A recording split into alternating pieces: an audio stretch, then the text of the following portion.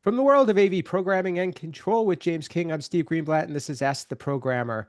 Hey, James, I'm glad to be back on the mic with you, and we're looking forward to a great conversation with a exciting guest.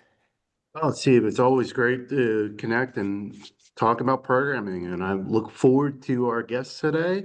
So how are you doing? Doing pretty well. I'm excited about how things have been going and all of the increased listenership that we've had and viewership, and I contribute that to a lot of our guests, and I'm sure today's guest is going to draw a big crowd as well. And without further ado, we'll introduce Kevin Rhodus. He's the manager of the platform integration team at Q-SYS. Welcome, Kevin. Awesome. Thanks for having me, guys. Thanks for being here. You and I know each other for some time, and you've done so much to help programmers. And I should say too, Kevin reached out after we put a post in our LinkedIn group, which is really cool, and said, "Hey, I have a good story to tell, and if you have me, I'd be glad to be a guest." So we're so excited to have you today. Yeah, thank you, guys. Yeah, Um, and that's the secret. If you want to be on a podcast, you need to ask. Absolutely, absolutely. We don't bite.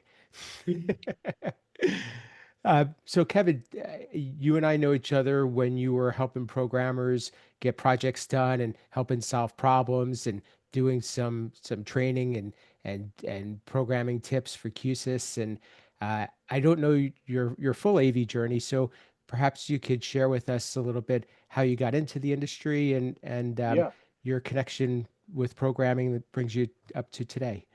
yeah, definitely. I started like a good number of people do, and I did technical theater like all through middle school, high school. I did went back and forth between whether I liked lights or sound better, and did both those. I actually got the local city here, the city of Dublin, had a 200-seat black box. I convinced them they needed to uh, make a job posting for people under 18. So at like 15, I started working in the theater there. Um, I started doing that all at the same time. I was real into volunteering at the zoo here in Columbus, so Columbus Zoo, home of Jack Hanna. Um, and in my junior year of high school, I actually went to school half day at the zoo. They had a really cool program where you could do, you got science credit, you got statistics credit, and you actually did a research study. And so my study was totally not AV related, but we were studying breeding behaviors of river otters. And as part of it, we didn't know if the otter was pregnant or not. So we were trying to compare um, what the behaviors leading up to birth to see if there was a sign that keepers could start looking out for. So we thought it was pregnant. We started doing live observations, but then we also started looking at time lapse video and everything. And that got me introduced to what at that time was called the media productions department at the zoo. And they were a little bit of photography, videography, but also did a lot of the AV. Come my senior year, um, I decided I wanted to actually intern with that group. So I started interning. I'd spend all mornings at the zoo. I'd usually go back after school. I didn't go to much school my senior year except some theater classes. And so I started doing all sorts of stuff. So it was a super fun job. It changed a lot with the season. So all spring we'd be installing AV systems. So a zoo, you wouldn't think of it, but has an insane amount of AV everywhere. So you've got independent systems for keepers to give presentations. You've got theaters that we put on multiple shows a day all summer. All the special events, there'd be group rentals that we did set up AV for.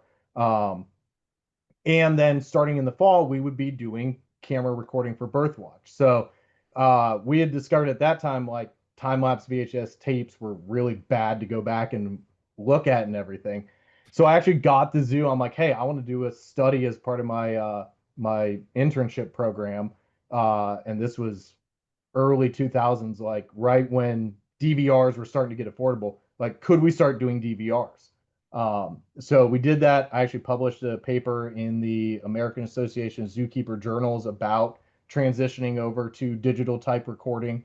for birth watch and everything, and started our transition. I mean, now everything is all digitally, it's all digital cameras and everything for that. So all through college, I still worked at the zoo. I ran a crew. We put on anywhere from 7 to 15 shows a day, that we'd staff, and then we'd have all our AV systems.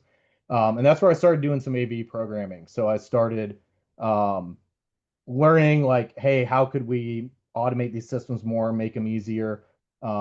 I started pushing some control processors to their limits of what they really could do. So um, I found some hacks on some very, very old like IPL 250s that you could make custom HTML web pages. I was building HTML interfaces on these processors, and then I worked with our IT group to actually build a front end that um, looked at the Active Directory user and showed them what AV systems they could control. So we had one sort of pane of glass to be able to control anything around the zoo and everything. So um, did that all through school. I also worked at the university, so at Ohio State. I worked for the School of Business there, in higher ed, which was great because it was sort of two ends of the spectrum. The zoo, we were learning how to duct tape and baling wire systems together, and the School of Business had very rich pockets for modernizing systems, and it was a really good time too because that was right around the VGA to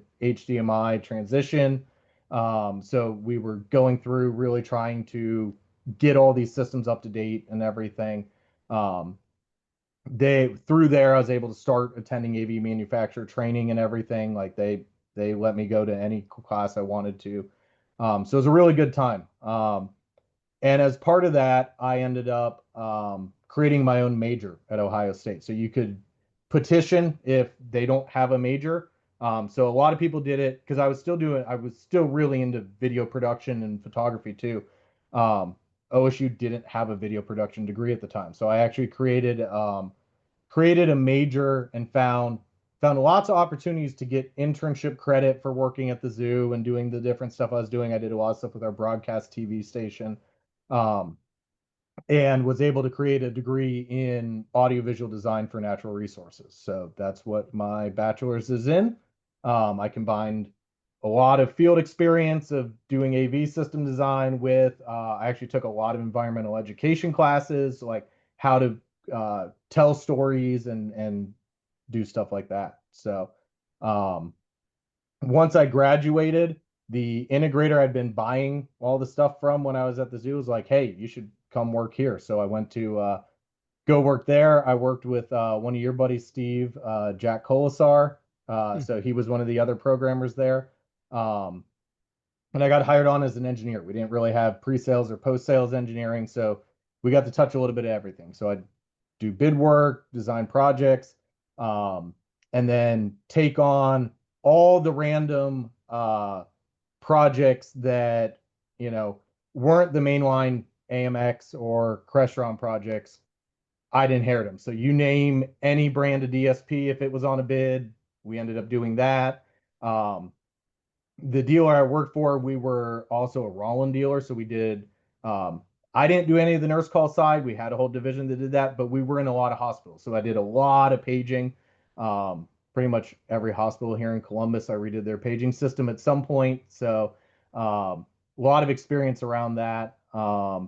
Started going through getting, all my formal certifications. So Crestron, Extron, every DSP, and then Q-SYS came about. Really, like when the Core 110 launched, we went from not touching QSC at all to like, hey, this is really cool, and this is a really good control system for a lot of those smaller projects. So I started doing more and more with QSC, switching projects over to that, and kept doing larger projects and stuff too, with everybody. And then in 2018, the opportunity came to come over to QSC. So I made the jump over to the manufacturer side and started as an application engineer for the central region, which at that time was basically 17 states. So like Western Pennsylvania to North Dakota down to Texas and back up. So um,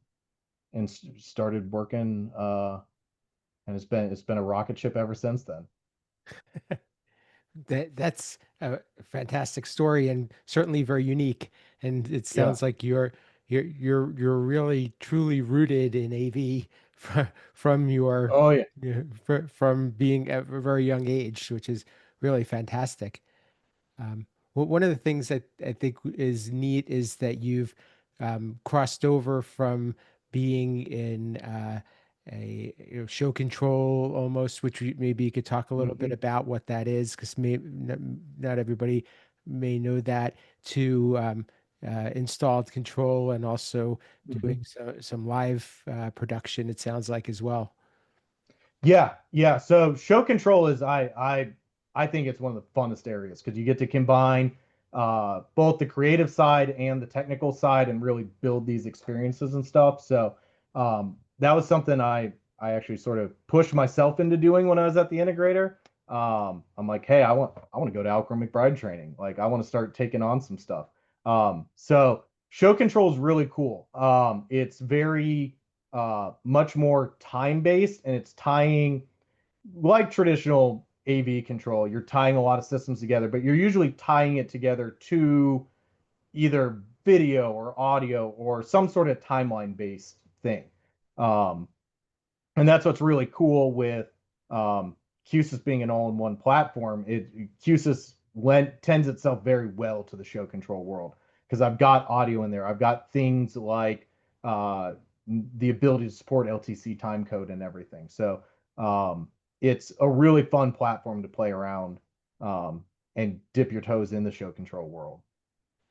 I've had a little bit of exposure to it, and I know not every platform lends itself to it, so it's pretty neat. But being able, needing to do that synchronization of timing with either music and lights, and we'll talk a little bit more about that as we move forward, as well as perhaps live actors as well. It's Yep. really pretty neat and not something that every AV programmer gets exposure to.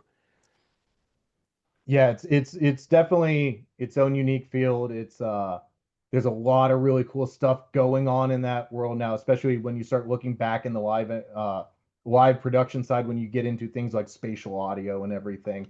Um, there's a lot of cool stuff and um the live world sort of has its own ways to approach it, but there's a lot of stuff in the commercial world you can do with that and ways you can bring those elements into the commercial world. So one of a good example of that, I built this years ago. I'm trying to remember what I even started it for. Um, was when Q-SYS started really getting into the UC platform, I went, hey, I've got an audio player on this core already.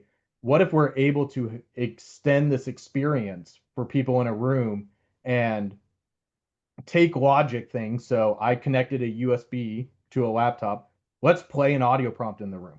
Let's put LED rope light behind the displays and change it based off call sync and take elements from that sort of show control world, but bring it into a conference room to just help enhance that experience. So that's when I wrote the plugin that's called the conference prompt player that we have now that looks at all those things. So when I mute the microphone, I don't have to uh, as an end user, I don't have to know I got to stare at a ceiling tile and see an LED and know if red means it's good. Red means my audio is going out, or it means muted, or I've seen every possible combination of colors and stuff. I can just audibly get a prompt right there in the room, microphone muted, and it's very, very clear then what's going on.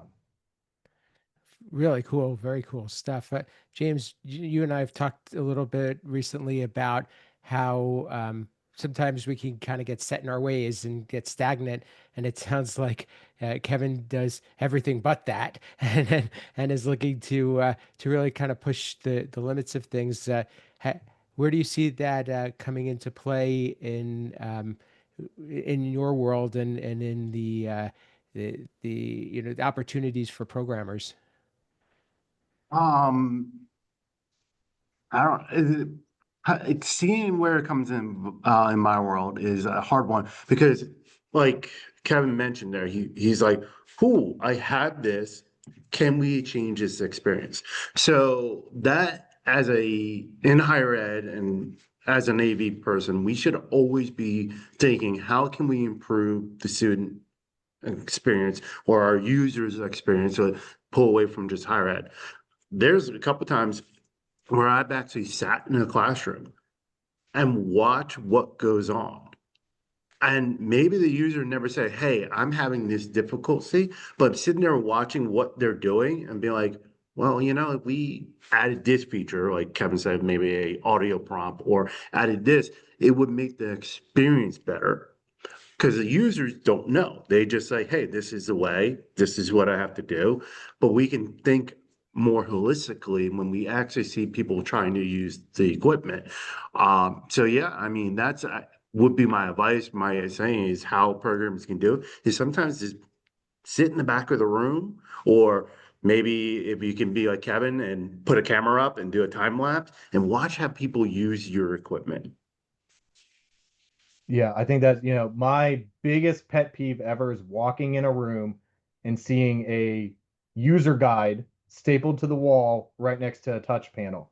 And it's like, here's 500 steps on how to do this. Like, you've got a touch panel right there. That device should explain, it should be intuitive enough that you understand how to use it and just make sense. Having to have user guides next to it or somebody figure out, it's such a pet peeve of mine when especially when I was programming. Yeah. And it's a hard thing to get in your mind because as a programmer, oh, if I hit this button, it does this, and I know all these devices, but trying to get in the mindset of the people using the room.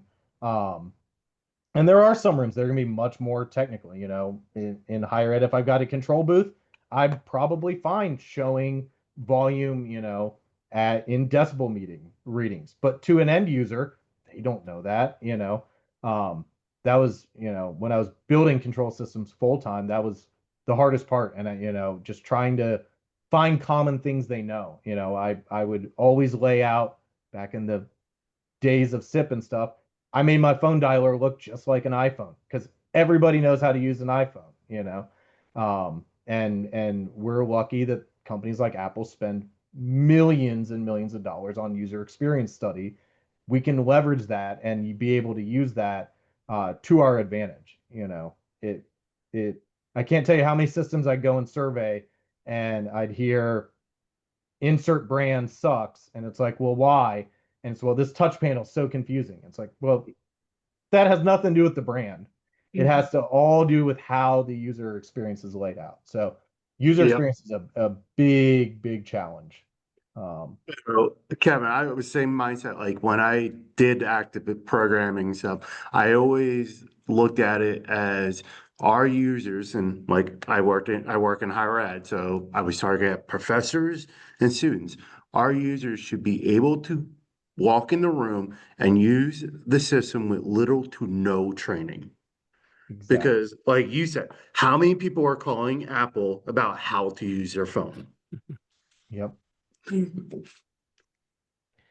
So, a question that I am curious about is, when you come up with new ideas, are you experimenting and you say, "Hey, this is something that I think would be cool," and then try to see how to apply it, or do you find problems that you then are creating solutions for?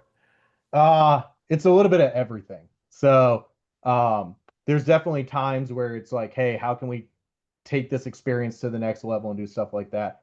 But there's also, many times it's, hey, here's a problem. Let's find a way to solve it. Or wouldn't it be cool if I could make this control system do this? And that's the beauty of control systems is we can tie into anything. I mean, my house here is a mad science lab of different things. I've got going off because there's thunderstorms right now. I've got lightning detectors sending messages through Q-SYS out to my phone with here's how far away lightning is and stuff. So, um, it's an endless playground in the control world of being able to build stuff. Sure. Any tips for programmers that I find a lot of programmers really are consumed in their role and their job and don't get a lot of time for creativity. Yeah. Um, any tips to help them with that? Because I think part of what we do should be moving things forward and trying new solutions and improving upon what we're doing. But not everybody may agree Yeah. with that. Yeah, and that's so like when I started really getting hardcore into programming, that I started myself, and I had another buddy of mine who was going through control training a couple months after me and everything. And we'd start out with just, hey, let's look at these projects that we've done that somebody else has already written the program, and let's see how we could do it, you know. And then, I just started buying random gear off eBay and going, let's see if I can integrate this and that. And nowadays it's so with the advent, um, with things like Chat GPT, I can basically prototype anything I want. So even though, just take a computer and put Python on it. Like it's even though it's not straight up AV programming, you're still learning a lot of the fundamentals. How do I talk to a device? How do I interact with it? Um, and that's where things like AI get really cool because they're really good. Why they're getting better at AV programming languages. They're really good at stuff like Python. So there's a lot of times especially now where I'm starting to get into like how do I integrate stuff with Azure or Graph API, stuff that there's not really AV examples for, but there's tons of other examples. So take those start playing with it, get the ideas down, and then translate it over. My favorite Q-SYS feature ever is that we have emulation mode. Anybody can go download Q-SYS Designer, and you have a full functioning control system on your laptop. And I can't tell you how many things I just sit on the couch on my laptop and go, "Hey, I wonder if I could write something for this." And usually it'll be some evening, and then 1, 2 in the morning, I'm like, man, look, I wrote this whole thing. And you really get lost in how fun some of it is just dreaming up. I wonder if I could integrate this with this and make it do this. So Very cool stuff, and we'll do a little bit of a teaser there in our next episode. You're going to share with us a little bit about some personal project that you have been passionate about and invested time in. But I would imagine that that's where how you've gotten to where you are, and what you just described is a good example of just being curious and yeah. wanting to do something and having that drive to figure it out. Oh, 100%. Yeah. Yeah. Lots of that came from that. Or um, I don't want to keep doing this mundane thing. How can I automate a way to do that? Yeah, One of my favorite phrases is, a good programmer is a lazy programmer, and they want to come up with ways to automate just normal things. So absolutely. Yeah, very cool, and I hope that our audience really tunes into this because it's lots of gold that Kevin's been sharing and really great tips because what you just said is so important. Is programmers are inherently lazy, and let's figure out ways to simplify the routine so that we could work on the more advanced and the more interesting aspects of our projects. So probably a good place for us to stop this episode. But as I said, tune into our next one.